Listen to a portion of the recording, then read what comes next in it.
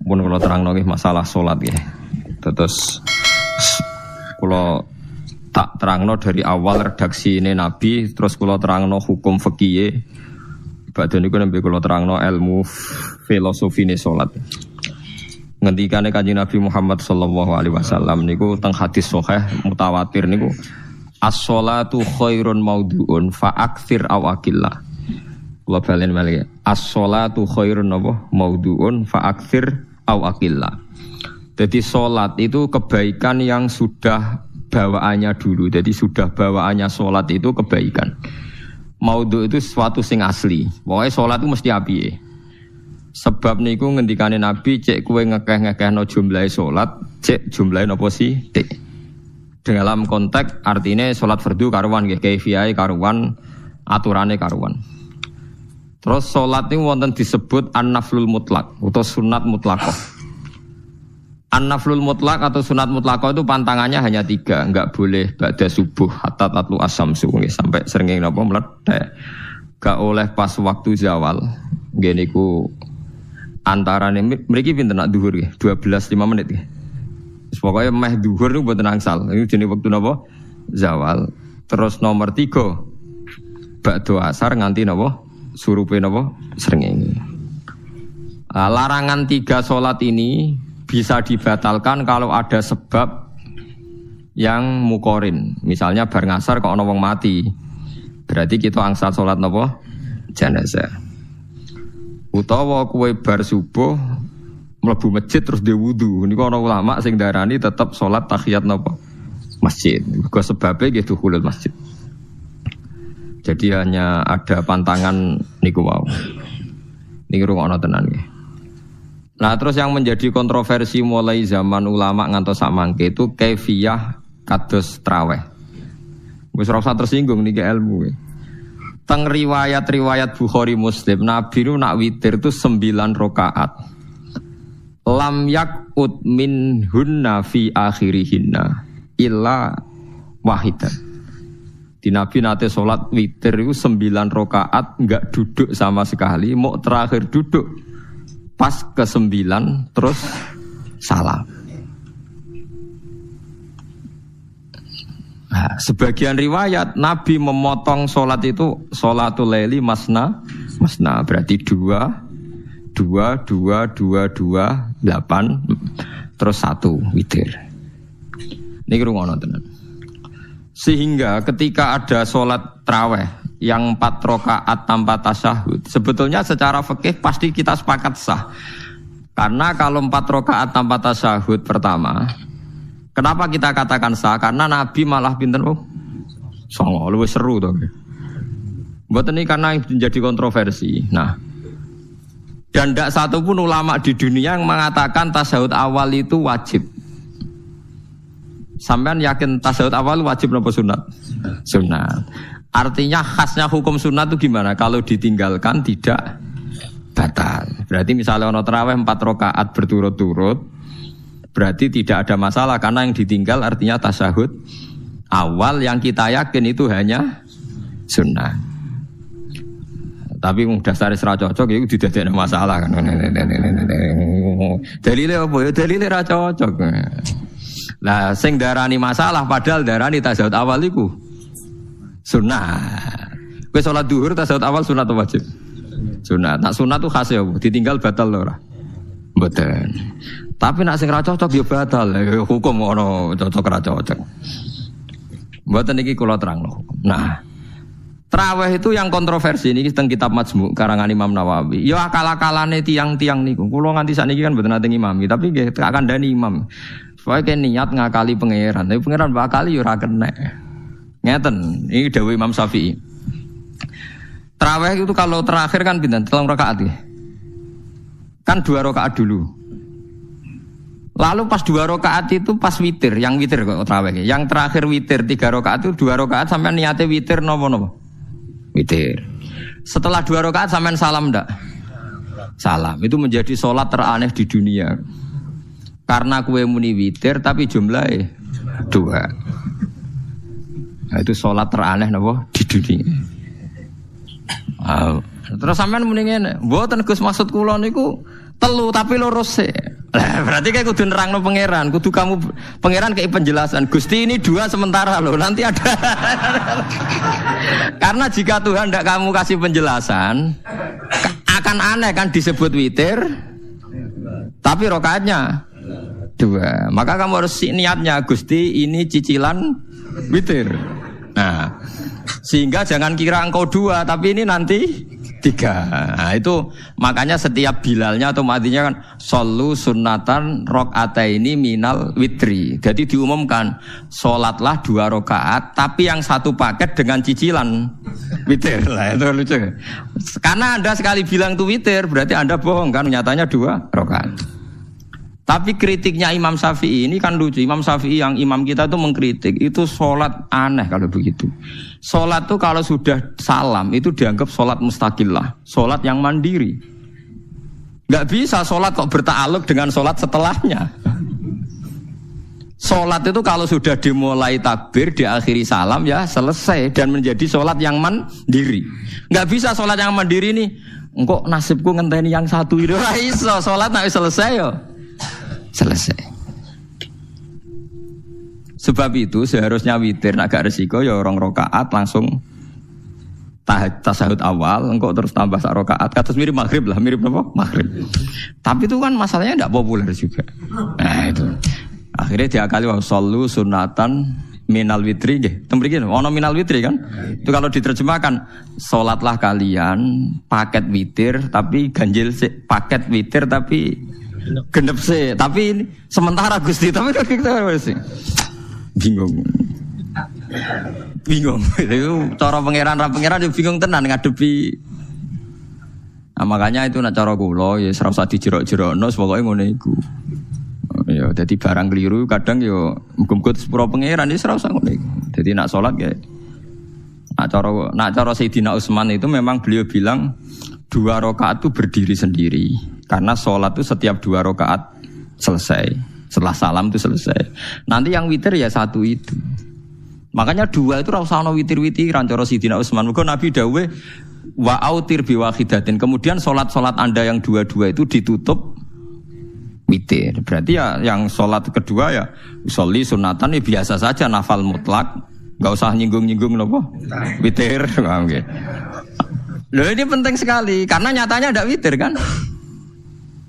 Nyatanya tidak nopo witir. Lah nanti yang 1 terakhir witir. Ya tapi adatnya ngoten niku. Jadi ini perlu sampean ketahui salat itu memang banyak masalah di secara fikihnya karena tadi kalau sampean niat witir setiap sudah salam itu kan berarti selesai dan berdiri sendiri. Lah kok suwe-suwe nak rakaat sing terakhir batal lah berarti sing ngarepe melok batal. Mergo sak paket koyo capres ben apa? Cawapres. Ora iso salat kok ono. Nah itu paham ya. Terus niku kaifiah salat. Di sampean memang akal-akalan tengene witir pun bener solu sunnatam minal witri rakaataini. Dadi niku rontok bener ya rontok ngawur dadi ngawurnya itu tadi wong salat niku mustaqillah setelah ditutup salam selesai kok bergantung. Hanya nasib 2 ini kan bergantung setelahnya kan? Mana ada salat kok sudah ditutup berkaitan. Mulane kula niku nak witir ya ora tau tak niati witir. Mun kula ora cocok mbek pengumuman niku ora pati cocok. Dadi kula tapi kan kula makmum. Ora malek dihisab kan cara salah ya. Sholli sunatan anut imam teng ati kula pun sesuai nah ame salah ya malah salah nak bener ki melok napa? Bener tepak-tepakan wonten mawon. Jadi kula niku wong alim fikih tapi paling tersiksa kok kalah mbek adat, kalah mbek napa? Adat. Nentang adat ora apik. Jare Nabi kono umume wong ya melok umume wong. Namun yang pintu ya melok napa pintu.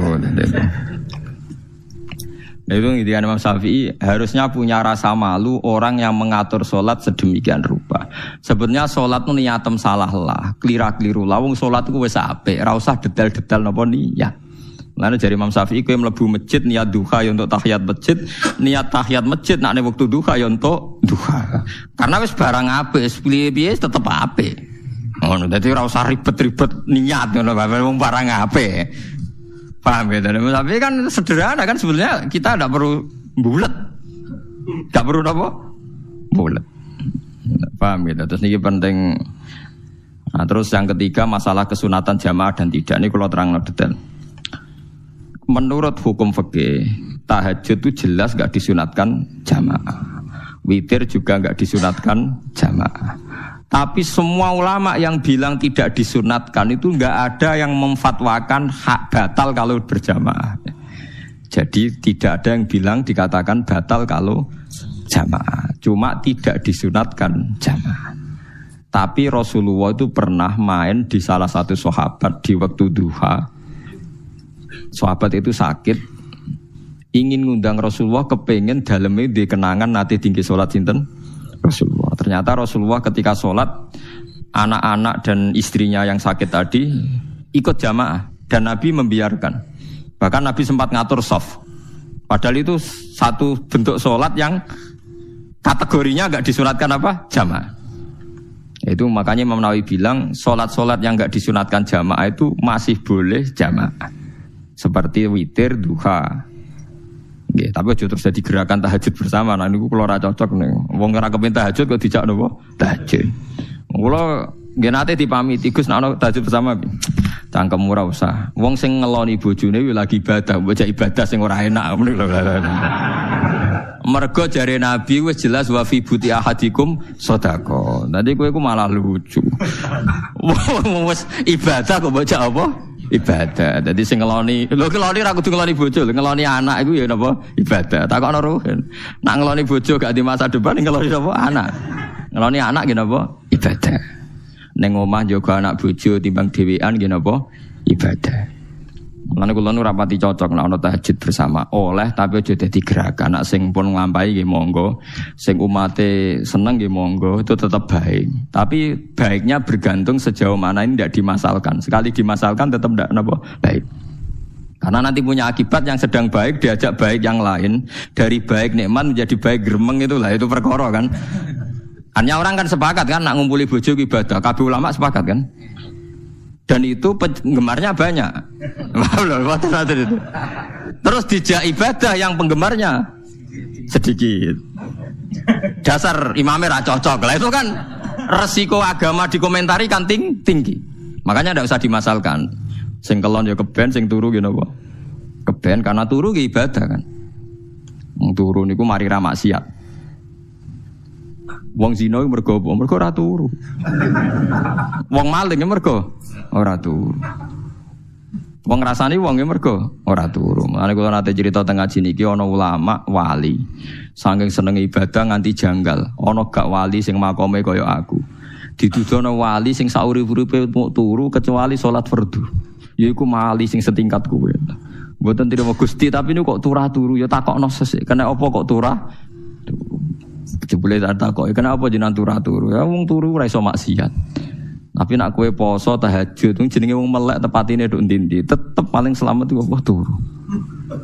Akhirnya ngakoni dene. Jebule alim kowe lah ya dadi turu iku iso dadi wali. Ke wong turu ora ngarah zina, ora ngarah maling, ora ngarah ngrasani wong. Dadi mlane akeh wali sing berangkat saka napa turu. Mlane Ashabul Kahfi ku wali sing kramate ku turu suwi. Mergo turu iku nak tepak. Niku iso dadi napa? Wali. Mlane kena apa kramate Ashabul Kahfi napa? Turu. Tapi aja tiru. Iki cerita ilmu, cerita ilmu ora kudu setuju niku niki ilmu. Difaham ya dados.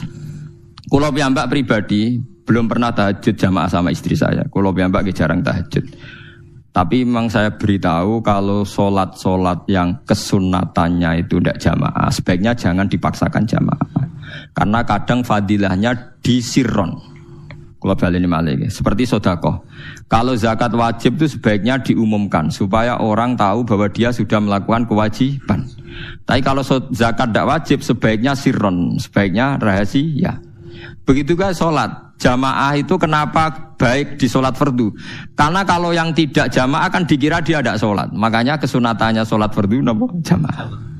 Tapi selalu potensi riya, sum'ah, pamer itu ada sehingga ada sholat-sholat yang dari awal didesain supaya tidak kelihatan orang.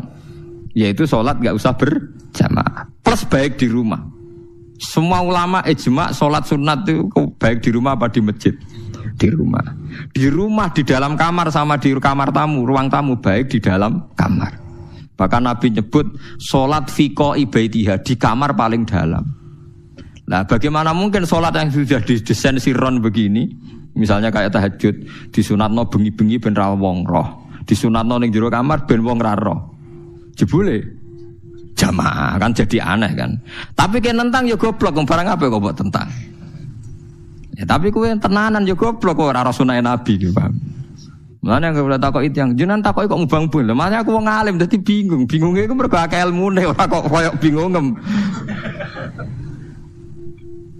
Tapi sing jelas peminat ibadah kelon itu lebih banyak. Niku wau sing mesti niku. Karena Anda harus sepakat kan kelon niku napa? Ibadah. Kita sepakat kan. Dan itu peminatnya banyak. Itu sekali ada pengganggu pasti dikomentari tidak baik.